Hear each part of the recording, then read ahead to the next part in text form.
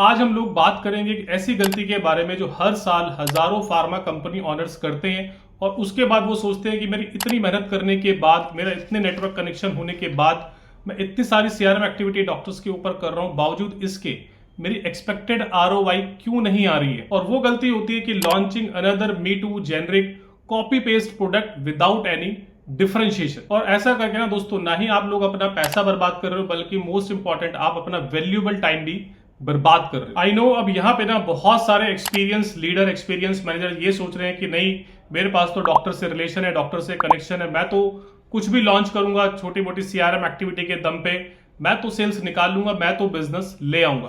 तो let me make you clear on this कि इसी सोच के साथ ना हजारों एक्सपीरियंस मेडिकल रैप और मैनेजर अपनी कंपनी शुरू करते और 2 साल के अंदर ही या तो वो अपने बिजनेस में स्ट्रगल कर रहे होते हैं या उनकी कंपनी बंद हो जाती है, क्योंकि आप अभी भी रियलिटी को नहीं समझ रहे हैं। आप देखो यार, मार्केट में ऑलरेडी 5000 से ज्यादा कैल्शियम के प्रोडक्ट हैं, 5000 से ज्यादा पीपीआई प्रोडक्ट हैं, 5000 से ज्यादा आयरन मल्टीविटामिन प्रोडक्ट है, और आप क्या करते हो, आप एक और पीपीआई, एक और कैल्शियम, एक और आयरन लेके डॉक्टर के पास चले जाते हो। तो ये सवाल ना दोस्तों आपको अपने आप से पूछना चाहिए कि भैया डॉक्टर मेरा ब्रांड क्यों लिखेगा। आप सोचो, एक डॉक्टर से मिलने के लिए ऑलरेडी 50 मेडिकल रैप बाहर लाइन में खड़े हैं और वो भी ना यही सब मी टू जेनरिक प्रोडक्ट प्रमोट कर रहे हैं, और वो लोग भी वही सीआरएम एक्टिविटी डॉक्टर्स के ऊपर कर रहे हैं। आप सोचो कि आप ऐसा क्या करोगे कि वो डॉक्टर आपको उन 50 मेडिकल रैप के बीच में याद रखे, आपके ब्रांड को, आपकी कंपनी को रिकॉग्नाइज कर पाए और आपके ब्रांड को लिख पाए। अब यहाँ पे ये मत बोलना कि मैं उनसे कम एमआरपी का प्रोडक्ट ले आऊंगा या उनसे ज्यादा स्कीम दे दूंगा या उनसे ज्यादा सीआरएम एक्टिविटी कर दूंगा, क्योंकि यदि आप लोग इस कॉन्सेप्ट के साथ डॉक्टर से मिलने जा रहे हो ना, आप कभी भी एक प्रॉफिटेबल और सस्टेनेबल बिजनेस नहीं बना पाओगे। क्योंकि आज हो सकता है कि आप ये सब चीजें लेके आओ, कल आपका कंपटीटर आपसे कम प्राइस में प्रोडक्ट ले आए, आपसे ज्यादा सीआरएम एक्टिविटी वो डॉक्टर्स के ऊपर कर दे, देन उस केस में आप क्या करोगे? क्योंकि आपने अपने ब्रांड के ऊपर काम नहीं किया, आपने अपने ब्रांड के ऊपर कोई डिफरेंशिएटर नहीं निकाला। डॉक्टर का कॉन्फिडेंस आपके ब्रांड के ऊपर 0 है। और दोस्तों यही सबसे बड़ा कारण होता है कि जो एग्जिस्टिंग फार्मा कंपनी जो स्ट्रगल कर रही है या जो लोग नई कंपनी खोलते हैं, वो साल 2 साल बाद स्ट्रगल करते हैं। क्योंकि यदि आप लोग भी इसी सोच के साथ कंपनी खोलना चाह रहे हो ना, तो दोस्तों ये बिल्कुल ऐसा है कि आप उस रेस में दौड़ रहे हो जो ऑलरेडी आप बहुत पीछे से शुरू कर रहे हो। अब मुझे बताओ, उस रेस में आप कैसे जीत पाओगे? और हो सकता है दोस्तों आप भी यही करने वाले थे, बट अच्छा हुआ कि आपको ये वीडियो मिल गया। और यदि दोस्तों आप इस वीडियो को अंत तक देखोगे ना, तो आप ये गलती करने से बच जाओगे। क्योंकि अब हम इस वीडियो के अंदर बात करने वाले हैं सोल्यूशन के बारे में कि एक अच्छा यूनिक डिफरेंशिएटर प्रोडक्ट मार्केट में कैसे लॉन्च किया जाता है। और इस वीडियो के आखिर में मैं आपको ना 2 ऐसे प्रोडक्ट के एग्जांपल बताऊंगा जिसको आप कॉपी पेस्ट करके अपनी कंपनी में लॉन्च कर सकते हो। और ये दोनों प्रोडक्ट है ना बहुत यूनिक है और ये प्रोडक्ट आपकी कंपनी में जरूर सुपरहिट होंगे। तो देखिए दोस्तों, इस बात को मैं भी समझता हूं कि जो नई स्टार्टअप कंपनी होती है, जो छोटी कंपनी होती है, ये कोई R&D मॉलिक्यूल नहीं ला सकती। क्योंकि R&D मॉलिक्यूल लाने के लिए ना आपको बहुत सारा पैसा चाहिए होता है, बहुत सारा टाइम चाहिए होता है। तो फिर हम लोग क्या करें? तो देखिए दोस्तों, सबसे पहले हमें क्या करना है, हमें सबसे पहले ये क्लैरिटी लानी है कि हमें किस स्पेशलिटी ऑफ डॉक्टर्स को टारगेट करना है और उस स्पेशलिटी के अंदर भी हम लोग किस थेराप्यूटिक सेगमेंट को टारगेट करेंगे।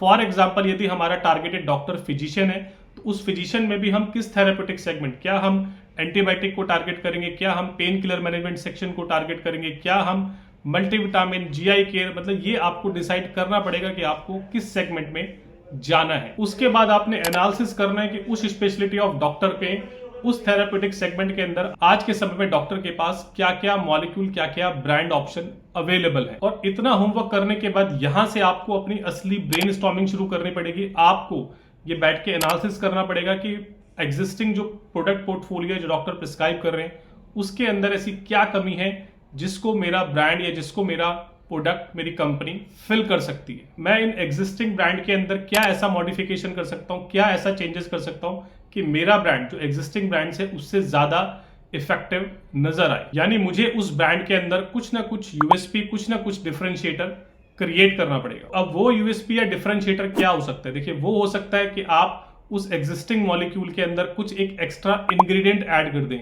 आप उसकी पैकेजिंग को, उसके डोजेस फॉर्म को बहुत यूनिक, बहुत इजी कर दे। इसके अलावा आपका जो सोर्सिंग ऑफ रॉ मटेरियल यानी एपीआई, आपका जो प्रोडक्ट मैन्युफैक्चरिंग प्रोसेस यानी टेक्नोलॉजी, आप उसमें कुछ इनोवेटिव कर सकते हैं, उसमें कुछ यूएसपी या डिफरेंशिएटर क्रिएट कर सकते हैं। मतलब इसके लिए ना सबसे पहले आपको कंपटीशन को समझना पड़ेगा और इसके लिए आपको बहुत ज्यादा ब्रेनस्टॉर्मिंग एंड R&D करनी पड़ेगी, क्योंकि तभी ये काम हो पाएगा, तभी आपको यूएसपी या डिफरेंशिएटर अपने प्रोडक्ट के अंदर क्रिएट कर पाओगे। एंड एक चीज का आपने यहाँ पे और ध्यान रखना है कि यूएसपी एंड डिफरेंशिएटर भी आपको ऐसा क्रिएट करना है जिसका कुछ रिलेवेंस हो, जिसका पेशेंट को, डॉक्टर को कुछ ना कुछ फायदा जरूर हो, और वो यूएसपी, वो डिफरेंशिएटर आप साइंटिफिक तौर पे बैक कर सको, साइंटिफिक उस पे डॉक्टर के चैम्बर में प्रूव कर सको। ओके, मुझे अभी ऐसा लग रहा है कि शायद कुछ बातें आप लोगों को बहुत अच्छे से समझ में नहीं आई है, इसलिए दोस्तों मैं आज आपको ना 2 ऐसे एग्जाम्पल के साथ समझाता हूं जिससे कि आपको बेटर तरीके से जो मेरी बात है समझ में आ पाए। तो देखिए दोस्तों, इसके लिए मैं सबसे पहले आपको एग्जांपल दूंगा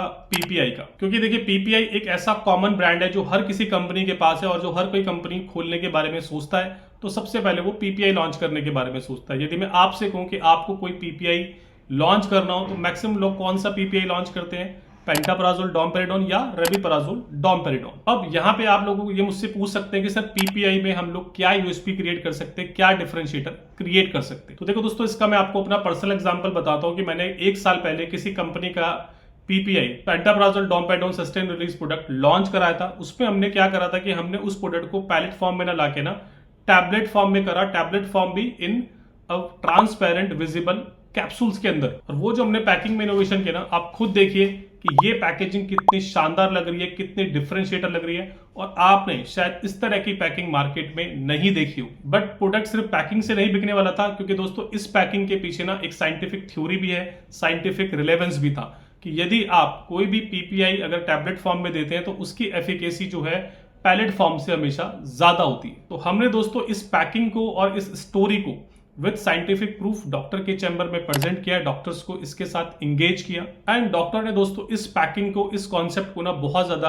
अप्रिशिएट भी किया। और आज ये हमारी सक्सेस है कि 1 साल के बाद वो कंपनी इस सिर्फ सिंगल ब्रांड को 4 से 5 हेडक्वार्टर में वो लोग काम कर रहे हैं, and more than 400 to 500 box वो महीने में बेच पाते हैं। अब आप ही मुझे बताओ कि यदि आप लोग कुछ ऐसा पीपीआई में डिफरेंशिएटर करके लेके जाओगे तो डॉक्टर आपको अटेंशन देगा या नहीं? सेकंड में आपको एग्जांपल देता हूं आयरन का, क्योंकि हम सब लोग जानते हैं कि आयरन भी ना एक बहुत मीठू प्रोडक्ट है और मैक्सिमम कंपनियों के पास आयरन प्रिपरेशन आती है। बट मार्केट में अगर आप सर्वे करें तो मैक्सिमम कंपनी क्या बेच रही है? मैक्सिमम कंपनी बेच रही है फेरस एस्कॉर्बिट विद फॉलिक एसिड, और हर कंपनी वही फेरस एस्कॉर्बिट फॉलिक एसिड लेके डॉक्टर के पास जा रही है। डॉक्टर भी परेशान हो गया है, वो किसका ब्रांड सुने और किसका ब्रांड प्रिस्क्राइब करे। तो दोस्तों वहीं पे हमने अभी एक रिसेंटली 3 महीने पहले कंपनी का आयरन लॉन्च कराया था, but not only plain iron, क्योंकि मेरी एक आदत है कि मैं हमेशा ब्रांड में डिफरेंशिएटर या यूएसपी क्रिएट करता हूं। हमने उस कंपनी का ब्रांड लॉन्च कराया लाइपोसोमल आयरन।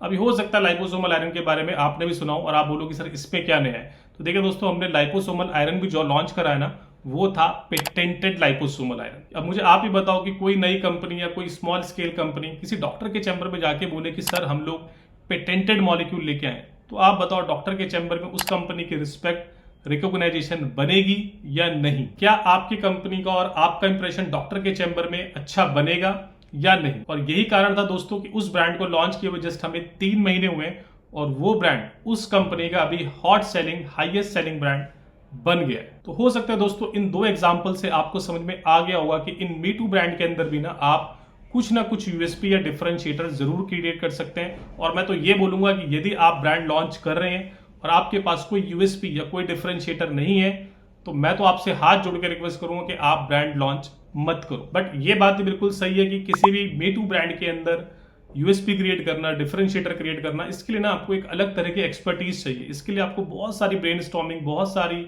R&D चाहिए, और तब जाके कहीं ऐसा मॉलिक्यूल बन पाता है, ऐसा मॉलिक्यूल डेवलप हो पाता है। और एक चीज का आपने और जरूर ध्यान रखना है कि जितना इंपॉर्टेंट होता है ना एक यूनिक और एक अच्छा प्रोडक्ट डेवलप करना, उससे ज्यादा इंपॉर्टेंट होता है कि उस यूनिक प्रोडक्ट का एक अच्छा मैसेज, एक यूनिक मैसेज डॉक्टर के चैम्बर में इफेक्टिवली पहुंचना। क्योंकि यदि आपने एक बहुत अच्छा यूनिक यूएसपी वाला ब्रांड डेवलप कर लिया, लेकिन अगर आप उस ब्रांड का मैसेज कम्युनिकेशन डॉक्टर को नहीं कर पाए, तो आपका ब्रांड तब भी नहीं बिकेगा। और जैसा कि मैंने बताया कि यार ये दोनों तरह के काम करने के लिए ना आपको एक अलग तरह की एक्सपर्टीज की जरूरत होती है। तो यदि आप लोग भी दोस्तों अपनी कंपनी में इस तरह के यूनिक एंड डिफरेंशिएटर वाले ब्रांड लॉन्च करना चाहते हो, तो उसके लिए दोस्तों आप मुझसे हमेशा नीचे दिए गए नंबर पे कांटेक्ट कर सकते हो।